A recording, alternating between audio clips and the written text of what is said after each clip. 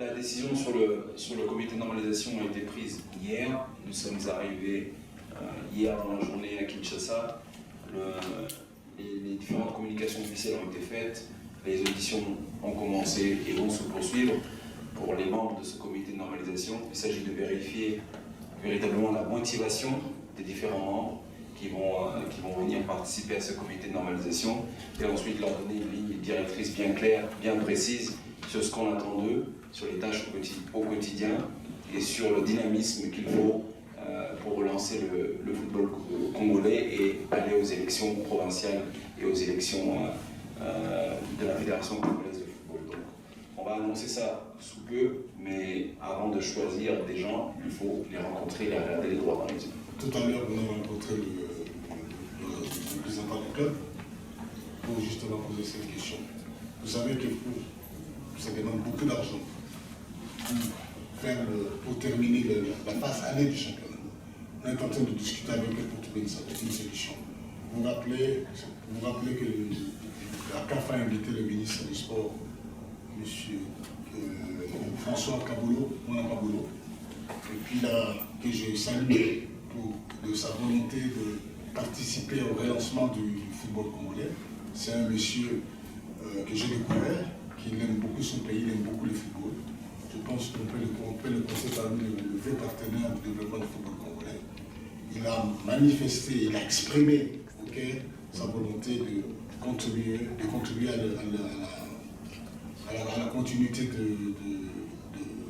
continuer de financer les choses. J'ai appris que c'est le gouvernement qui finançait les transports, les championnats, et ça c'est une chose qu'on doit saluer. On a salué le président de la République et son gouvernement de continuer de soutenir le championnat. Vous savez, le Congo c'est un continent.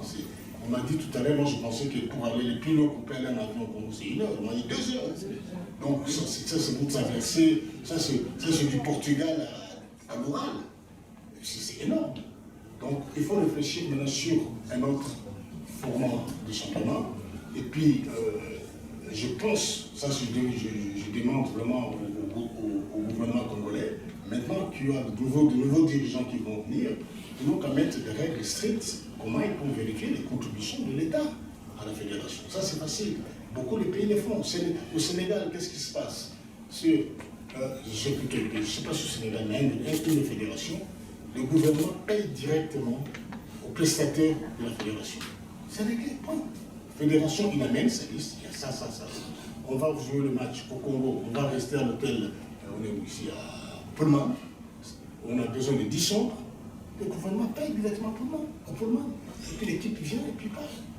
Donc il y a des moyens de contrôle efficaces si le gouvernement est hésitant de la manière que ces fonds vont être utilisés. Il y a des moyens très simples de faire ça.